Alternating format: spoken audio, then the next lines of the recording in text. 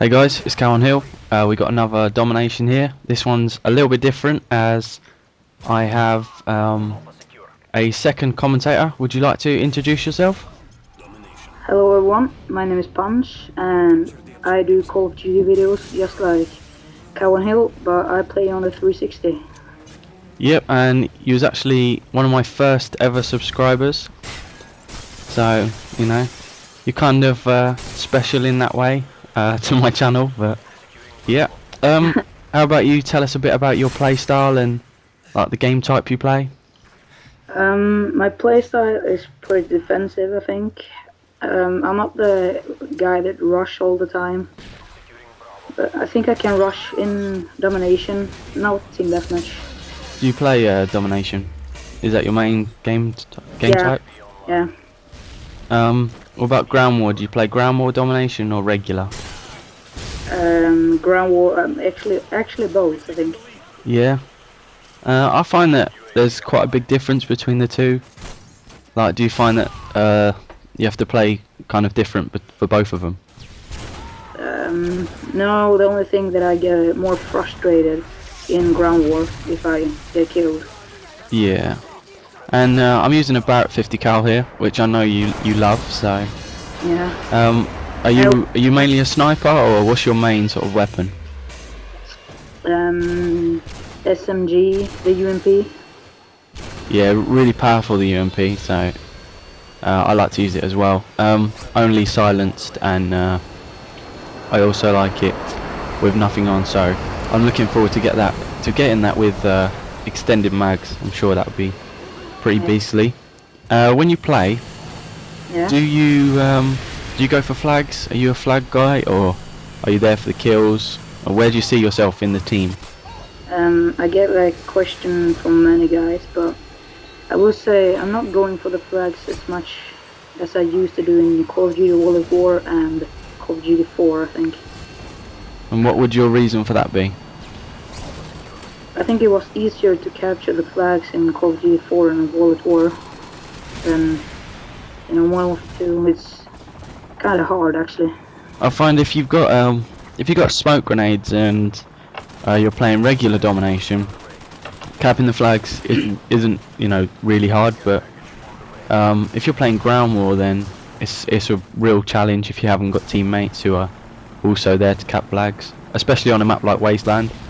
Yeah. Like on Wasteland, I like to have C and A, and if I take C, normally I find myself them taking A, and I go and take A, but then they go and take C. You know what I mean? Like into a pattern like that. Yeah.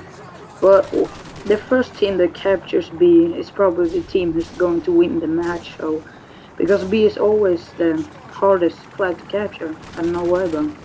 Yeah, but I disagree with that, because I'd say that it's easier to hold C and A if you've got teammates who are capable of keeping on the flag, and everyone's not just running to that tunnel trying to get multi kills and all sorts of stuff like that. Yeah. So map wise, what's your favourites? What ones are? Well, I'm not sure what map I like the most, but I would say Karachi, or what it's called, and Favela. A lot of people don't like sub base. I know you said you don't like sub base either. Either. Can't get my words out. Why don't you like sub base? I mean, why don't people like sub base? Because I like sub base. I don't know why. It's just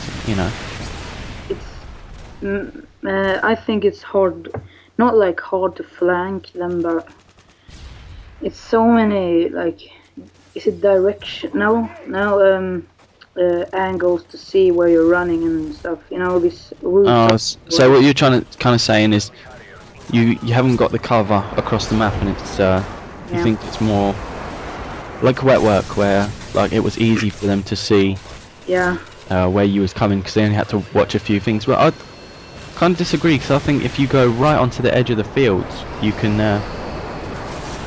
get around them and that. And I tend to go cold-blooded UMPs and stuff. Yeah. That's kind of my favourite sort of class on sub base. I do snipe on it sometimes, but I always find I don't do very well. The actual best way to play it, I think, is just to camp it out in that middle building. But obviously that makes a boring gameplay if you're recording. So Yeah. yeah. I wanted to talk about Barrett 50 caliber versus the intervention. Personally, my favourite's the Barrett 50 cal.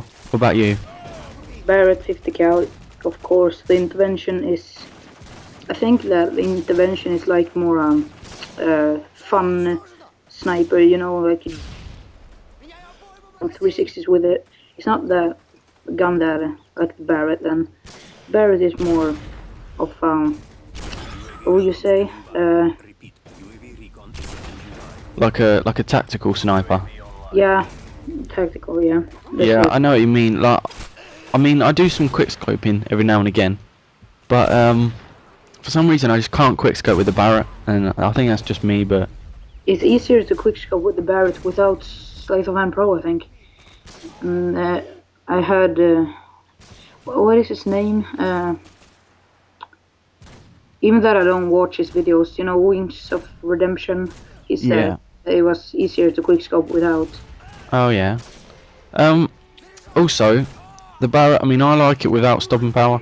In this video here, I'm using stopping power. But what about you? Is stopping power a must, or you know, do you go cold-blooded, hardline, anything like that? Yeah. Stopping power always on snipers, I think.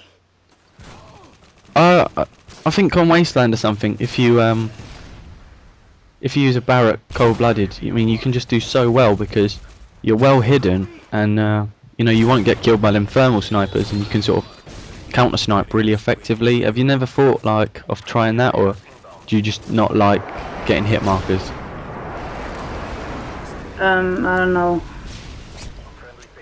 Like with a Barrett without stopping power, I don't know if people know this, but you actually kill if you get them, like I say, tits up, which is like above the stomach. You know, if you get them anywhere there, you will kill them without stopping power. So, I mean, I don't think that's too difficult, especially as I know people who use like the WA2000 and stuff, you know, without stopping power, which is The WA2000, I think you don't need any. You can use any red perk on it because it's so powerful, actually.